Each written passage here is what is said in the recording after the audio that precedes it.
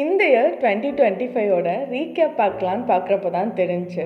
எப்படி கோமாளி மூவியில் ஜெயம் ரவி கோமாலேருந்து வெளியே வந்ததும் லைஃப் ரொம்பவே டிஃப்ரெண்ட்டாக இருந்ததோ, அதே மாதிரி எனக்கும் காலேஜை விட்டு வெளியே வந்ததும் லைஃப் ரொம்பவே டிஃப்ரெண்ட்டாக இருந்துச்சு. காலேஜ் தான் உலகமே, ஃப்ரெண்ட்ஸ் தான் எல்லாமேன்னு இருந்துட்டு காலேஜை விட்டு வெளியே வந்ததும் தான் லைஃபோட ரியாலிட்டி என்னன்னே புரிய வந்துச்சு. காலேஜில் கற்றுக்கிட்ட லெசன்ஸை விட காலேஜ் முடித்து வெளியே வந்த அந்த 6 மந்த்ஸில் கற்றுக்கிட்ட லெசன்ஸ் தான் ரொம்பவே அதிகம். இந்த இயர் எனக்கு நிறையவே கற்று தந்திருக்கு. ரொம்பவே பீப்புள் ப்ளீஸராக இருந்த என்ன உனக்காக இருக்க இந்த லைஃப்பை உனக்கு பிடிச்சதை பண்ணுறது தான் அப்படின்னு சொல்லி தந்திருக்கு.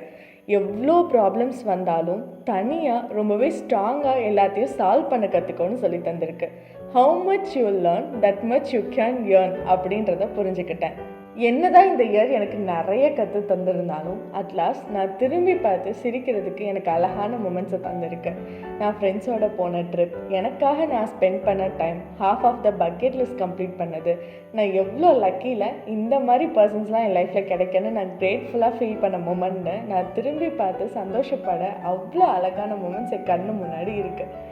இந்த இயர் 2025 பெஸ்ட்டான இயரா ஒஸ்ட்டான இயரான்னு கேட்டாலாம் சொல்ல தெரியாது. ஆனால் அடுத்து வரக்கூடிய வருஷத்தை ரொம்பவே பெஸ்ட்டாகவும் சக்ஸஸ்ஃபுல்லாகவும் ஆக்க இந்த இயர் எனக்கு கண்டிப்பாக ஹெல்ப் பண்ணணும்னு மட்டும் எனக்கு தெரியும்.